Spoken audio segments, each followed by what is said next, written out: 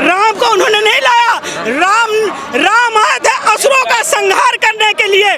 तो जब जब देश पर विपत्ति आई है, जब जब देश में असुरों का जो है तानाशाह बढ़ा है, तो भगवान राम, भगवान कृष्ण, माँ आदिशक्ति, माँ बगलामुखी अवतार लेती है और शत्रु का नाश करती है। देख लेना शत्रु का कैसे विनाश होता है 2024 में। मोदी जी भी तो राम ही है भैया, तुम मानो हमारे लिए तो तुम ही राम हो। हाँ, मोदी राम नहीं है। मोदी तो भेष में, जो गेरुआ वाले भेष में राम नहीं कहा जाएगा। राम उनको कहा जाएगा जो इंसानियत की बात करता हो, जो धर्म कर्म की राजनीति ना करता हो, इंसानियत का भाईचारा लेकर जो देश में लड़ता हो, वो है राम। राहुल गांधी है हमारे राम। हाँ, राहुल गांधी को राम बता दिया आपने। राहुल गांधी है राम हमारे। अभी आप कह रही हैं कि व्यक्ति को ना, जब आप लोग मोदी को राम बताओगे तो हम राहुल गांधी को राम बताएंगे। जा रहे हैं दूसरी भारत जोड़ो यात्रा लेकर के। आपके दर्दों को समझेगा हमारा राम, आप महिलाओं के दर्दों को समझेगा हमारा राम। हमारा राम वो है 61 में हमारा राम। जैसे ये तो फकीर कह के सूट बूट में चल रहे, हमारा राम तो 61 में चल देता है। और जो बनवास उसको मिला है, जो बनवास ये तानाशाह चोरी करके हमारे राहुल भैया को दिया है, देख लेना आएगा तो राहुल गांधी ही। ये सच्चाई है। अगर मोदी जी को कोई राम का अवतार बता दे तो आपको दिक्कत, और आप डायरेक्ट राहुल गांधी को राम पैदा हुए हैं दशरथ से। दशरथ उनके पिता हैं, और वो जो है मोदी जी कभी दशरथ नहीं हो सकते हैं, समझ रहे हो ना। राम हमेशा असुरों का संहार किए हैं। और मैं बता देना चाहती हूँ, जब जब इंडिया में पाप बढ़ेगा, तब तब राम भगवान उस शत्रुओं का, उन दुष्टों का, उन असुरों का नाश करने का काम करेंगे। राम राजा क्या? जो गरीब की आवाज सुनेगा, जो महिला की आवाज सुनेगा, जो हर इंसानियत का आवाज सुनेगा, जो आपको गले लगाकर आपके दर्दों को बांटेगा, वही हमारा राम है।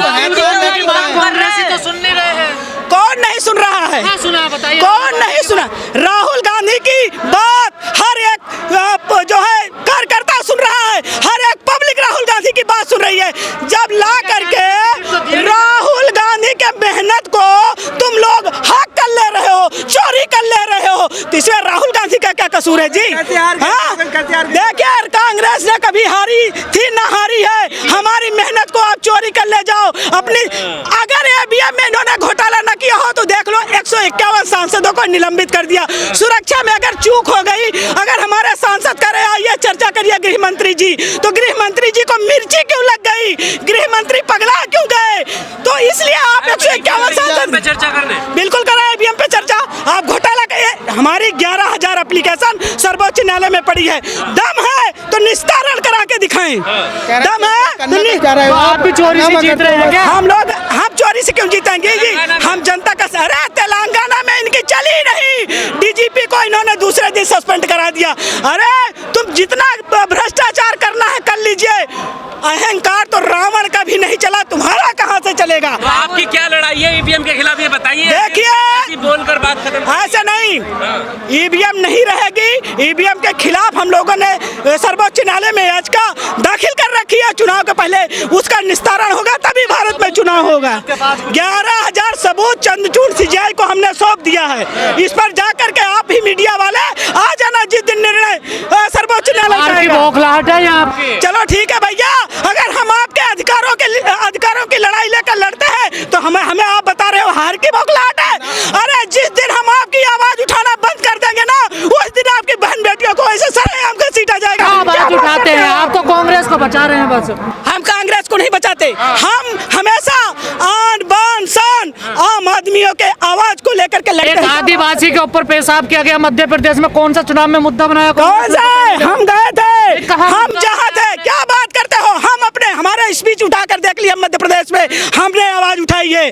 और हम जिस सीट पर थे ना, दोनों सीट जीत के लाई। और सुनो, वही मोदी आया था मुरैना विधानसभा में, और उसको मुंह की खानी पड़ी। 20,000 वोटों से हमने एक आम इंसान को वहां से जिता के लाया। क्या बात करते हैं? मुख्यमंत्री का उम्मीदवार कमलनाथ कह रहे हैं कि राम मंदिर का ताला हमने खुलवाया। राम मंदिर का ताला कांग्रेस पार्टी ने खुला है, सच्चाई है। 50 सालों से मुसलमान वोट दे देगा आपको? क्यों नहीं देगा? मुसलमान वो भी इंसान है, उसके अल्लाह को हम कभी गाली देते हैं क्या? ये बीज आपने हम बोया उसके था। अल्लाह को गाली नहीं देते। हिंदू मुस्लिम सिख ईसाई आपस में हम भाईचारे की राजनीति की बात करते हैं।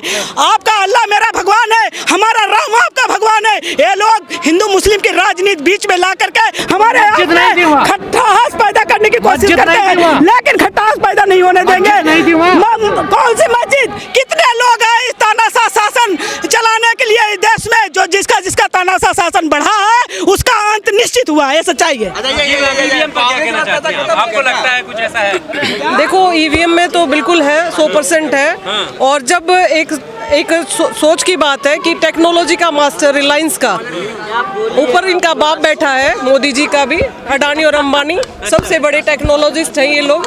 जब एक फ़ोन को हैक कर सकते हैं, हमारे मोस्टली लीडर्स के फ़ोन को हैक किया गया, उनके खुद के लीडर्स के फ़ोन को हैक किया गया।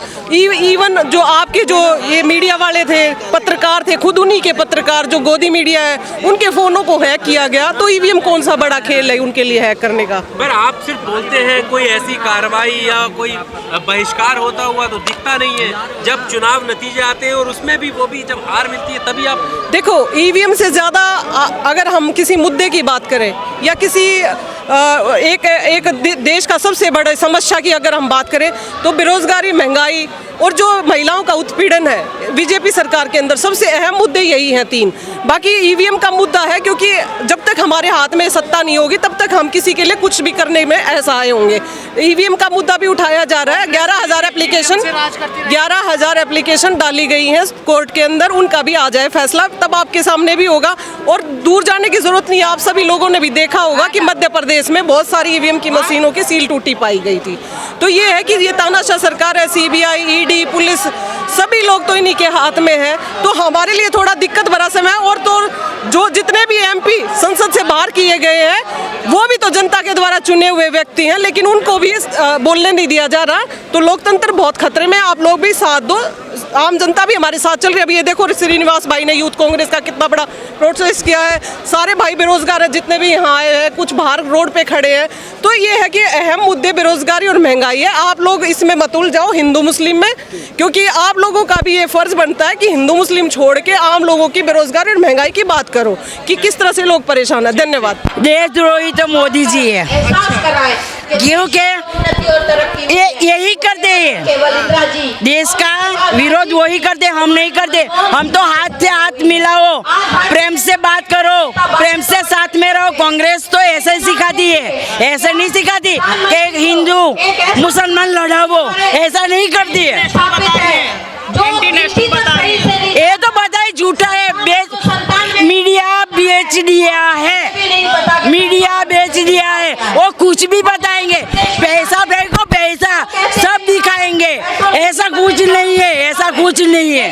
क्यों? बैनर पेपर पर जो वोट करवाओगे ना तो कांग्रेस ही आएगी, नहीं आएगी। उसमें मेरी बात सुनो,